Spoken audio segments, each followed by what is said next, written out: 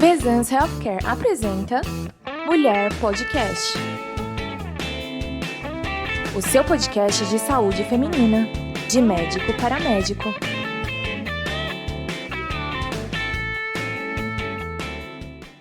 Olá, sejam bem-vindos e bem-vindas de volta ao Mulher Podcast, de médico para médico, um novo podcast dos ginecologistas por esse Brasil afora. Eu sou o Dr. Luiz Steffen, diretor médico aqui da Bezans Healthcare e, de novo, aqui entrevistando vocês.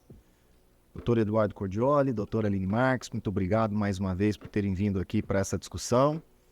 E, bom, quem não viu o episódio anterior, nós abordamos alguns cuidados na gestação no primeiro trimestre, eu sugiro que os colegas voltem lá, escutem o primeiro episódio, que agora a gente vai avançar para o segundo trimestre. A gente tem algumas perguntas específicas, não que não sejam importantes para o primeiro ou até mesmo antes de engravidar, mas enfim, sabemos que a gestante chegou lá e agora ela está no segundo trimestre.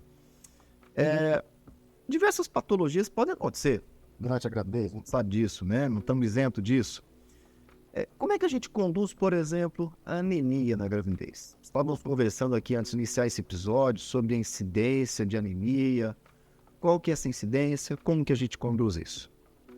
Anemia hoje em dia é uma das patologias mais incidentes, né, na gestante. A gente tem uma estimativa, são dados da WHI, que 1/3 das gestantes iniciam a gestação anêmicas, né? Isso vai afetar de forma impactante o momento do parto e o sangramento esperado, né, durante a recaptação placentária e o bloco de segurança. Então, é uma coisa que parece tão simples e que a gente está esquecendo completamente, né? Fazer uma investigação básica, um exame de hemoglobina, um hemograma, que eu acredito que isso a gente consiga em qualquer lugar do Brasil. A gente vai fazer um diagnóstico e já conseguir intervir tanto com medidas nutritivas, alimentares, ou até mesmo com suplementação, né? Isso é importante e tem que ficar claro para a paciente que, embora ela coma bem, ela vai ter que realizar algum tipo de suplementação na gestação, e se ela está deficitária, a gente vai ter que fazer um tratamento abordando essa patologia. Então, não menosprezar a anemia e colocar essa paciente para se alimentar de forma correta, e caso ela seja restritiva, que ela receba a medicação correta. É importante. E é importante, sabe, Aline, que eu vejo muito, às vezes, as pessoas estão habituadas a prescrever polivitamínicos preventivo. Ok, tem que prescrever mesmo, né? Existem diversas opções para serem prescritas. Mas quando você está frente a um caso de anemia, você não trata com suplemento, nem com polivitamínico, você tem que tratar com ferro. Tem que tratar com ferro. E a dose de ferro não é a dose que normalmente você dá no suplemento. É dose terapêutica. Uma coisa é eu prevenir a anemia suplementando uma quantidade mínima diária. A outra é o tratamento da anemia, né? E os riscos que isso envolve. O risco dela persistir na anemia e não ser tratada, né? Trabalho de parto prematuro, né? Restrição de crescimento. E o pior, né? O principal risco é o risco de morte. Porque a obstetrícia é um evento hemorrágico, né? Quando dá tudo certo, ela perde meio litro de sangue. Quando dá tudo certo. Só que hoje a gente sabe que 25% das mulheres, elas perdem mais do que 500 ml de sangue. Né? Então a gente tem uma faixa da população aí, 10%, 25% perdem acima de 500 e cerca de 10% perdem acima de 1.000. Né? E aí ela entra no que a gente chama de hemorragia pós-parto, HPP. Então imagine uma mulher que perde muito sangue, ela já entrou nessa perda, nessa batalha já com anemia. É que nem você começar uma guerra, né, com estilingue, né? Você não tem reserva, né? Então você precisa entrar no parto com uma boa reserva para não correr risco de morrer, né? Falando no trabalho de parto, que deu tudo certo, um parto normal com uma declinação fácil, né? Então, tirando outras complicações que a gente pode, alguns percalços que a gente pode ter. E sabe que tem uma orientação que é simples, mas é válida lembrar sempre? É comum a gente prescrever, os colegas prescreverem, a gente toma polivitamínico a hora que você quiser, mas a gente tem que orientar o paciente que ele tem que tomar ferro separado do cálcio. Né? Porque se toma os dois juntos, um vai embora, porque eles competem pela absorção, um vai embora nas fezes e o outro entra. Então, na suplementação, ou você dá eles quelados, para não ter problema de absorção, ou você dá separado. Né? É uma orientação simples que eu acho que é bem válida. E preferencialmente acompanhado de ou algum suco ácido, ou antes ou depois da refeição, dependendo de qual for a medicação, isso é importante, né? Perfeito. Bom, outra condição que a gente tem ouvido falar cada vez mais, talvez a consciência dessa condição tenha aumentado, mas no passado acho que não se falava tanto, que são as trombofilias. As trombofilias são comuns? A gente sabe que oferece risco à gravidez, né? São comuns, não são? Como diagnosticar? Como conduzir de maneira adequada uma trombofilia? Olha, a pior coisa não é a trombofilia, porque a gravidez, trombofilia é aumento das chances de você desenvolver o quê? Que é trombose, né? Então, isso é trombofilia, tá? Não significa que você vai ter a trombose, mas o problema é trombose, né? Agora, gravidez é uma trombofilia, porque ela aumenta as chances de você ter trombose. Andar de avião é trombofilia. Ficar no carro 2 horas no trânsito é trombofilia, que você fica com a perna... Então... Agora, a trombofilia hereditária, que é o que o pessoal está pesquisando, eu vou falar, existe um certo exagero hoje, né? Exagero, principalmente naquela pesquisa da metileno tetraidrofolato redutase. 49% da população mundial é heterozigota. Então, metade da população do mundo vai ter uma alteração genética relacionada à trombofilia, à metileno tetraidrofolato redutase. Mas hoje já está muito bem comprovado que a alteração heterozigota, mesmo a homozigoto, quando você não tem alteração da quantidade de ácido fólico no sangue, né, da homocisteína, você não precisa tratar. Tá? Então, a metileno tetraidrofolato redutase, ela não deve ser pesquisada. Rotineiramente? Não. E nem você... Durante a gestação, nenhuma. Durante a gestação não se pesquisa trombofilia, né? Nem no puerpério imediato. Então, caso exista algum evento, tem que esperar o puerpério acabar para a gente começar uma investigação. 3 semanas, né? Você tem que esperar 3 meses, desculpa. 3 meses você tem que esperar, são 12 semanas. Por quê? Proteína S, proteína C, né? Elas podem dar... Alteradas por causa da gestação, e são falsos positivos. Então, o ideal é que você investigue. Quando que você investiga? Primeiro, esse exame de trombofilia não é exame de rotina de gravidez. Tá? Isso é muito importante ser dito. Às vezes as pessoas, não, tem que pedir exame de rotina para você. Não peça na gravidez, não faz parte do exame de rotina. Ela deve pesquisar trombofilia quando a mulher tiver 2 ou mais perdas precoces, 3 ou mais pelo protocolo mais tradicional, ou 2 ou mais pelo protocolo um pouquinho mais liberal, ou uma perda gestacional acima de 10 semanas, ou um evento trombótico na gestação, né? Ou um evento trombótico nela, ou em parentes dela jovem, não associado a cirurgias, né? Você tem histórico que leve àquele que ela tem trombofilia. Aí sim você pesquisa. Mas fazer exame, principalmente a metileno tetraidrofolato redutase, hoje existe até uma recomendação que não faça. Assim como o tratamento empírico de uma trombofilia não pesquisada. Ah, mas pode ser que tenha, então vamos entrar aqui com um anticoagulante. Cuidado, né? O risco de sangramento, às vezes, ele pode ser mais grave do que... Que é o risco. Exato, né? Não é uma medicação inerente de vista. E o anticoagulante está associado à ruptura prematura de membrana, está associado à osteoporose na gestação, tá? Então, usar o anticoagulante, a plaquetopenia, a trombocitopenia. Então, usar o anticoagulante, você tem que ter uma indicação precisa. Perfeito. Bom, vocês haviam mencionado também, a gente havia discutido hipertensão. A hipertensão também é bastante comum hoje em dia, né? Por conta até do avanço da idade na gestação.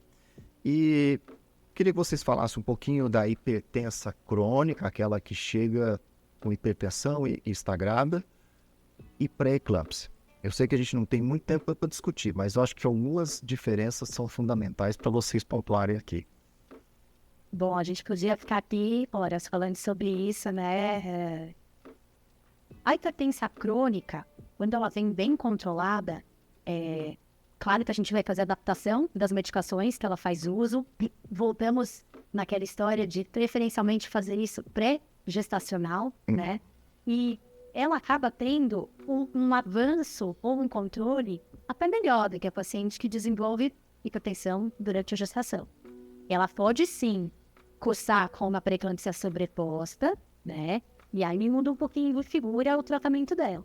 Mas a hipertensão controlada é uma gestante de alto risco que tem que ser acompanhada, mas que não tem uma gravidade tão grande quanto a pré-eclâmpsia. Aí, né, como vou deixar você falar sobre a pré-eclâmpsia, que é a menina dos olhos. Por que nossa menina dos olhos, né? Porque 40% das mulheres internadas na nossa patologia obstétrica estão internadas por complicações de doenças hipertensivas na gestação. E por isso que eu falo, é a patologia mais comum, e no Brasil ainda é a principal causa de morte, ainda é. E ela é totalmente prevenível, porque você só precisa medir a pressão, né? E claro, você tem que se atentar ao diagnóstico, tem que se atentar ao ganho de peso, se atentar à restrição de crescimento. 15% das mulheres que têm complicação, que estão no espectro da pré-eclâmpsia, 15% não desenvolvem hipertensão. Só que ela pode ter vários outros comemorativos. A gente tem que prestar atenção nela, né? Ela incha, ela começa a ter várias outras mudanças fetais. Então a pressão é importante, mas a doença tem vários cofactores. E ela não desenvolve hipertensão clássica, aquela de 14/9. Mas se você está comprando uma paciente que é 10/6 e ela faz 13/85, ela ganhou mais do que 25% a diferença da sistólica e da diastólica, ela entra num fator de risco. E você tem que ir atrás e fazer exame. E hoje nós temos exames biomarcadores que a gente consegue antecipar. O biomarcador hoje, ele consegue antecipar a ocorrência num desfecho clínico adverso em 1 semana. Então você consegue, o mais importante, não só conseguir predizer, mas aquele caso que você está na dúvida, aquele que vem negativo, você não precisa gastar recurso do sistema de saúde. Então hoje já tem uma boa evidência mostrando que o uso de biomarcador na condução dos casos que chega em pronto atendimento na emergência, hipertenso, e você não tem o histórico do paciente, você sabe fazer o biomarcador para saber se é pré-eclâmpsia ou hipertensão crônica, você consegue economizar recursos do sistema de saúde. Porque se você classificar todo mundo como pré-eclâmpsia, você vai internar todo mundo, vai dar corticóide, vai fazer ultrassom, vai fazer exames, mas se você não, é uma hipertensão crônica que não é pré-eclâmpsia. Aí você consegue... Como é que você trata a hipertensão crônica? Dando antihipertensivo. Como você trata a pré-eclâmpsia verdadeira? O único tratamento que tem começa com P e termina com O. Partou. É o único tratamento que tem. E aí você precisa internar, você precisa programar o parto. E se você consegue ter uma ferramenta de apoio à decisão mais precisa do que um histórico que às vezes é incompleto, que você não conhecia o paciente antes, você consegue ser mais assertivo. Agora a gente tem exame quem está sem recurso, uma coisa maravilhosa chama-se balança. Ela é tão boa para predizer um mau prognóstico dessa gestante, quanto em números. A gente está falando de receber uma paciente no pronto-socorro numa iminência. Agora você, que tem o controle da sua paciente no pré-natal, você bate o olho nela de de um mês para outro e você sabe que tem alguma coisa errada naquela curva de peso. E se você tem um bom relacionamento, ela vai te falar, eu não comi muito, eu nem enchei, nem tá calor, doutor, tá muito frio. E assim, isso faz muita diferença. Voltando aí ao que tô lembrando aqui o que vocês falaram lá no nosso primeiro episódio, aferir a pressão, aferir a pressão, medir a altura do uterino e verificar o peso na balança. E peso na balança. O ganho de peso excessivo de um mês para outro na consulta, a gente, claro que a gente não vai pensar em patologias super, né, problema renal. Não, gente, é pré-eclâmpsia. Ela tá inchando, ela vai ganhar peso, essa pressão vai subir em algum momento. E orientar o paciente dos sinais e sintomas de gravidade. A gente tem que orientar, olha, quando você tiver cefaleia, se você tiver dor de cabeça, se você tiver tontura, se você ver moscas, escotomas, né, epigastralgia, você tem que orientar o paciente quais são os sinais e sintomas de gravidade. Todo paciente ele deveria fazer uma provinha, sabe? Quais são os sinais e sintomas que eu devo procurar o pronto-socorro? Ela deve responder lá, tipo, um teste e só ser liberada se ela acertar o teste. Ótimo. Sobrepeso, obesidade e diabetes. A gente tem uma nova epidemia aí. Qual que é o impacto para a mãe e para o feto em desenvolvimento? A chance da gente desenvolver, do bebê ter complicações advindas de uma diabetes gestacional são inúmeras. Além da gente ter maiores dificuldades no parto, hoje em dia, por conta da macrosomia, por conta da diabetes, da gente ter um risco maior de diabetes nesse feto quando ele chega na idade adulta. e de outras alterações que a gente pode levar durante esse pré-natal. Seu impacto não é só imediato, mas é um impacto de longo prazo, né? Sim, né? Não só durante o pré-natal e no momento do parto. Já a gente tem estudos que comprovam que o bebê que nasceu de uma mãe diabética pode ter problemas de peso e diabetes na idade adulta. Sim. E mais ainda, né? A gente fala, às vezes a gente pergunta, parto normal ou cesárea, né? Vai ter infecção ou hemorragia? Obesidade é risco para tudo, né? Paciente com o índice de massa corpórea acima do ideal, para cada pontinho do IMC, você aumenta a porcentagem de infecção pós-parto, você aumenta a porcentagem de hemorragia no pós-parto, aumenta a porcentagem de pré-eclâmpsia, né? Ou aumenta a porcentagem de bebê macrossômico, que dá distócia de ombro, para cada percentil acima do IMC alvo, né? Que seria até 25, entre 20 a 25. Para cada númerozinho acima do 25, você aumenta a porcentagem de... tem correlação direta para tudo, né? Hoje mesmo a gente estava discutindo um protocolo diferenciado de infecção pós-parto para usar 2 antibióticos para quem está acima do peso com IMC acima de 35 para diminuir chance de infecção. Tem que dar 2 antibióticos, um só não basta.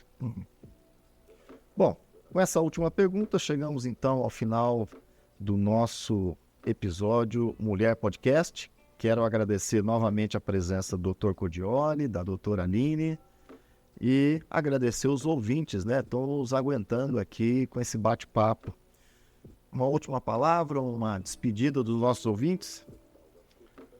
Eu acho que a grande mensagem desse bate-papo de hoje é: não peça metileno tetraído folato redutase, não gaste dinheiro do sistema público ou do convênio fazendo isso, né? E foque na orientação dos sinais e sintomas da hipertensão, meça a pressão, avalie o peso, estimule o paciente a não ganhar peso de forma excessiva também, né, Aline?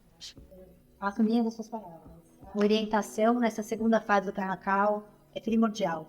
Uma boa alimentação, visitas regulares. A gente precisa fazer uma curva de peso da paciente para entender o que está acontecendo ali, tirar dúvidas. Perfeito. Então, espero que todos tenham gostado do assunto e esperamos vocês para o nosso próximo episódio sobre os cuidados no terceiro e último trimestre da gravidez.